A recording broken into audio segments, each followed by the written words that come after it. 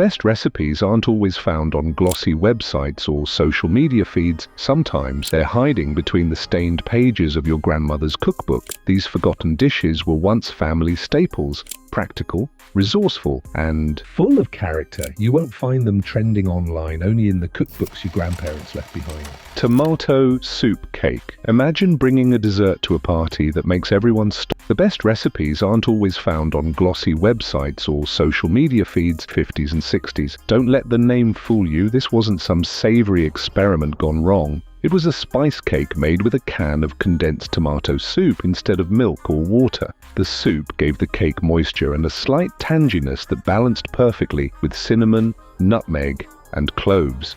The recipe first appeared on Campbell's soup cans during the Great Depression, when home cooks were looking for ways to stretch ingredients and reduce waste. The acid in the tomatoes reacted with the baking soda to create a remarkably light texture. And the best part, you couldn't taste the tomato at all. It was just a rich, moist spice cake that had everyone guessing about the secret ingredient. Housewives would proudly serve this at bridge club meetings and church socials, sometimes topped with cream cheese frosting. Scrapple. Speaking of nose-to-tail cooking, few dishes exemplify that approach better than scrapple, a Pennsylvania Dutch creation that turned pork scraps into breakfast gold. Made from a mixture of pork trimmings, cornmeal, flour, and spices cooked into a loaf, then sliced and fried until crisp, scrapple was the original waste not, want not breakfast meat. The roots of scrapple go back to the German settlers of Pennsylvania, who brought with them traditional dishes like panhas, pan rabbit, that used every part of the hog after slaughtering.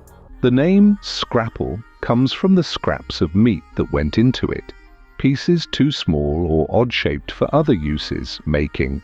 Scrapple was typically a fall activity, part of the annual hog butchering that provided meat for the winter. The pork scraps and bones were boiled until the meat fell off, then finely minced and mixed with cornmeal, flour, and a blend of sage, thyme, black pepper, and other spices. This mixture was cooked into a thick mush, poured into loaf pans, and chilled until firm.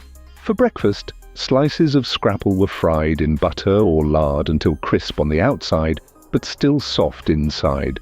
Some people ate it with maple syrup, others with ketchup or apple butter, and still others with just a sprinkle of salt and pepper. While scrapple remains popular in Pennsylvania and parts of the mid-Atlantic, it never gained widespread acceptance across America. As food production became more industrialized and consumers grew distant from the sources of their food, preparations like scrapple, which so visibly connected the animal to the plate, fell out of favor in many regions. For those who grew up with it, however, scrapple remains the ultimate breakfast treat, crispy, savory, and deeply satisfying in a way that mass-produced breakfast meats can never match. Codfish balls. While we're on the subject of breakfast, let's talk about a morning staple that was once found on tables across America. Codfish balls. Despite the name, these weren't spherical, but more like cakes or patties made from salt cod, potatoes, eggs, and sometimes onions, formed into small rounds and fried until golden. Salt cod was a pantry staple for generations of Americans, particularly those in coastal regions and in communities with roots in Europe or the Caribbean.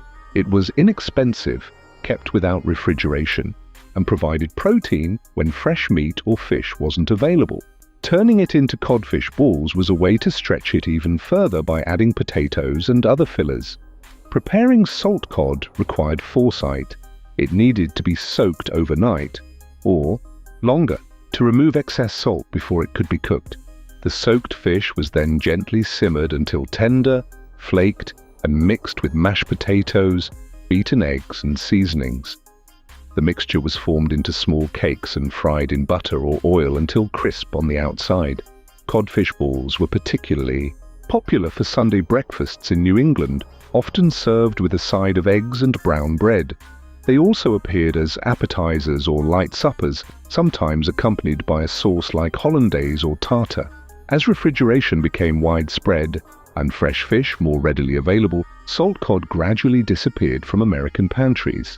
The time-consuming process of soaking and preparing it became less appealing in an era of convenience foods. Today, codfish balls are rarely seen outside of traditional New England cookery or in communities with strong Portuguese or Caribbean influences, a forgotten dish that once provided sustenance to generations of Americans. Wilted lettuce. Now, if you thought a salad could only be cold and crunchy, wilted lettuce would have been a revelation. This Appalachian and Southern staple transformed garden lettuce into a warm, hearty side dish that could stretch a meal when meat was scarce. The process was simple but brilliant. Fresh leaf lettuce was tossed with sliced green onions and sometimes radishes, then dressed with a hot mixture of bacon grease, vinegar, sugar, and sometimes a beaten egg. The heat from the dressing would slightly wilt the greens, creating a texture somewhere between raw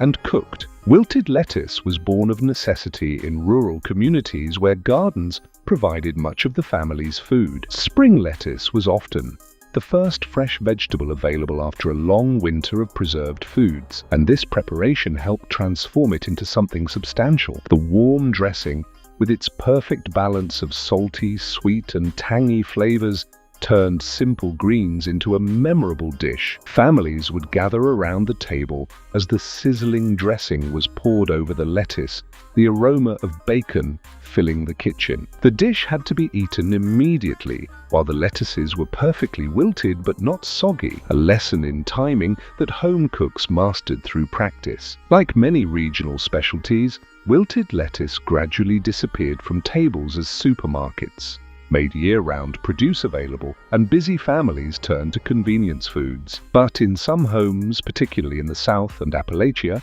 the tradition lives on, a taste of spring that connects generations.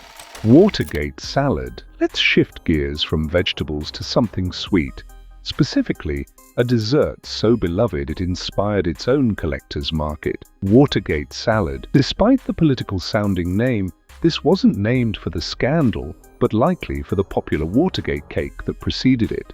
Some say it was originally called green goop, until a food editor decided it needed a more appealing name. Created in the 1970s, Watergate salad combined pistachio pudding mix, crushed pineapple, miniature marshmallows, whipped topping, and chopped nuts into a fluffy, pale green concoction that was more dessert than salad. It took just minutes to make, just stir and chill, making it perfect for busy households and last-minute potluck invitations. The dish became so popular that Kraft printed the recipe directly on their pistachio pudding boxes. It was a fixture at church suppers, family reunions, and holiday tables across America. People loved its light, sweet flavor and the way it could be prepared ahead of time and pulled from the refrigerator just before serving. Watergate salad represented the pinnacle of convenient cooking in the 1970s. Packaged products transformed into something that felt special. Today, it might seem like a relic of a bygone era of convenience foods, but for many Americans who grew up in that decade, a spoonful of that fluffy green dessert is pure nostalgia. Bread pudding with hard sauce. If Watergate salad leaned heavily on convenience foods, our next forgotten recipe showcased the art of waste not, want not cooking. Bread pudding with hard sauce. Long before upcycling became a buzzword, thrifty home cooks were finding delicious ways to use stale bread. Bread pudding itself is ancient. Versions of it appear in cuisines worldwide, but the American rendition, enriched with eggs, milk, sugar, and spices, became a staple in early cookbooks. Stale bread was torn into pieces, soaked in a custard mixture, studded with raisins or other dried fruits, and baked until golden and puffy. What elevated this humble dessert to special occasion status was the hard sauce served alongside it. Despite the name, hard sauce wasn't particularly hard. It was a smooth mixture of butter, sugar, and bourbon or rum, whipped until light and spoonable. The warm pudding would melt the sauce, creating a rich, boozy glaze that transformed simple ingredients into something truly indulgent. Bread pudding represented the pinnacle of resourceful cooking. It used up leftovers, relied on pantry staples, and could be adjusted based on what you had on hand. The hard sauce made it fancy enough for Sunday dinner or holiday celebrations. As sliced, preservative-laden bread became the norm and waste became less of a concern, bread pudding gradually disappeared from regular rotation in many households. But in New Orleans and other parts of the South, it never really went away. It just got fancier, with artisanal breads and exotic flavorings replacing the simple version Grandma used to make. Creamed chipped beef on toast. Let's return to the breakfast table for a morning treat that was once a staple in American households. Creamed chipped beef on toast, affectionately, or not so affectionately, known as SOS in military circles, where it was served to generations of service members. This simple dish featured dried beef that had been sliced or chipped into thin pieces, rehydrated, and served in a creamy white sauce over toast. The sauce was a basic bechamel, butter, flour, and milk, seasoned simply with black pepper, and perhaps a dash of Worcestershire sauce. Creamed chipped beef rose to prominence during World War II, when meat rationing made fresh cuts scarce and expensive. Dried beef was shelf-stable and unrationed, making it an attractive protein option for home-front cooks. The dish remained popular throughout the 1950s and into the 1960s, particularly for breakfast or as a quick weeknight supper. What made this dish a staple was its practicality. It used pantry ingredients, came together quickly, and could be stretched with extra milk or served over more slices of toast if unexpected guests arrived. The salty beef and creamy sauce created a satisfying combination that stuck to your ribs and kept you going through morning chores or a long workday. As convenience foods proliferated and dried beef became less common in American pantries, creamed, chipped beef gradually fell out of regular rotation in most households. Today, it's primarily remembered by those who experienced it during military service, or who grew up in households where it was a regular meal, a forgotten classic that once provided affordable protein to millions of Americans. Lobster thermidor. From military mess halls to the finest dining rooms, our next forgotten recipe is one that once graced the tables of America's most elegant restaurants: lobster thermidor.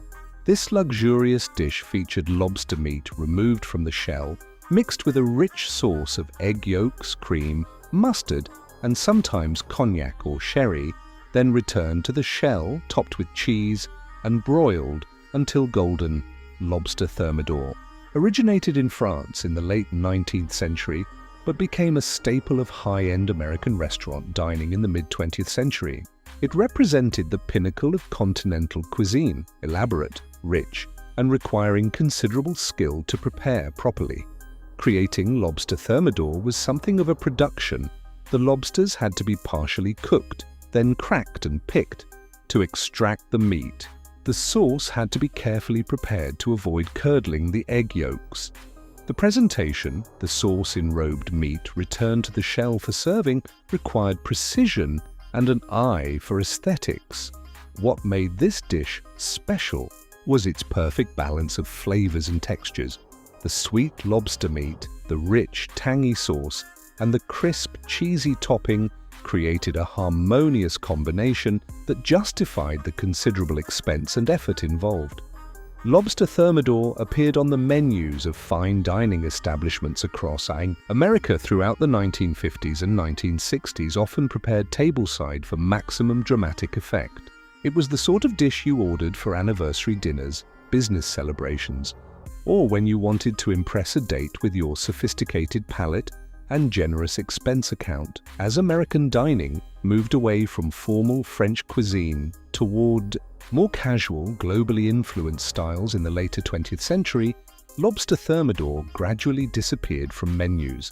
Today, it's rarely seen outside of traditional French restaurants or the occasional retro steakhouse, a forgotten delicacy that once represented the height of culinary luxury. Vinegar pie. From high-end dining to humble home cooking, let's talk about a dessert that was once a staple in frugal households, vinegar pie. Despite the off-putting name, this was actually a sweet custard pie with a pleasant tanginess provided by a small amount of vinegar. Vinegar pie emerged in 19th century America as a make-do dessert for times when fresh fruit wasn't available. The vinegar provided acidity similar to lemon juice, creating a flavor profile reminiscent of lemon pie without requiring expensive citrus that might be hard to come by in rural areas or during winter month. The basic recipe called for eggs, sugar, butter, and a small amount of vinegar, usually apple cider vinegar, whisked together and baked in a pie shell until set. Some versions added warm spices like cinnamon or nutmeg, while others incorporated a bit of cornmeal for texture. What made vinegar pie remarkable was the way it transformed humble pantry staples into something that felt special. The filling was smooth and custard-like with just enough tanginess to cut through the sweetness. It wasn't meant to taste like vinegar. In fact, most people who tried it without knowing the name would never guess the secret ingredient. Vinegar pie appeared in countless community cookbooks and handwritten recipe collections, particularly in Appalachia and the rural South, where practical, affordable desserts were valued. It was the sort of recipe passed down through generations, often with notes in the margins about grandma's special technique or the best time of year to make it. As transportation improved and fresh fruit became available year-round, the necessity for make-do pies like vinegar pie diminished. The recipe gradually faded from regular rotation in most households, replaced by desserts that didn't require explaining the name before serving. Today, it's primarily preserved by food historians and those interested in heritage cooking, a forgotten classic that once showcased the ingenuity of American home cooks. Nestle Road pie. Let's end our culinary time travel with a truly American creation that has largely disappeared from home kitchens, Nestle Road pie. Named after Count Karl Nesselrode, a Russian diplomat and gourmand, this elaborate dessert featured a chestnut-based custard filling studded with candied fruits, often flavored with rum or brandy, in a pie shell topped with whipped cream. Nestle Road pie became popular in upscale American restaurants in the early 20th century, particularly in New York City, where it was a specialty of several famous establishments. By the mid-century, recipes had filtered down to home cooks through women's magazines and specialty cookbooks. What made Nestle Road pie special was its complex, nuanced flavor profile. The chestnuts provided a sweet, nutty base, while the candied fruits added texture, and the spirits contributed warmth and depth. It was sophisticated without being intimidating, exotic enough to feel special, but familiar enough in its pie form to appeal to American taste. Creating Nestle Road pie at home was a labor of love. Preparing the chestnut puree alone was time-consuming.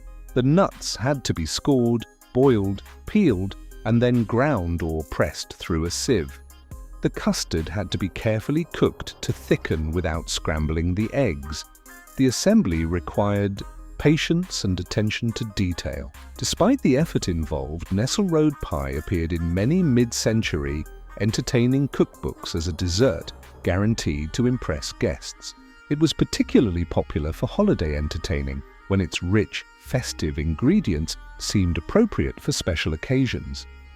As processed foods became more prevalent and home cooking time decreased in the later 20th century, labor-intensive desserts like Nestle Road pie gradually disappeared from home menu. The availability of prepared desserts and the decline in chestnut consumption in America further contributed to its fade into obscurity. Today, it's primarily remembered by food historians and those with a passion for vintage recipes, a forgotten classic that once represented the height of American dessert sophistication. These forgotten recipes tell us more than just what people ate. They reveal how people lived, what they valued, and how they expressed care for one another through food. They showcase the ingenuity of home cooks who created memorable meals with limited ingredients and equipment. They remind us that food trends come and go, but the desire to create something delicious and special for those we care about remains. The next time you're flipping through a vintage cookbook or sorting through your grandmother's recipe box, take a moment to consider trying one of these forgotten dishes. You might discover a new family favorite, or at least gain a deeper appreciation for the culinary creativity of previous generations. These recipes may have fallen out of fashion, but they deserve to be remembered, and perhaps even revived for a new generation to enjoy.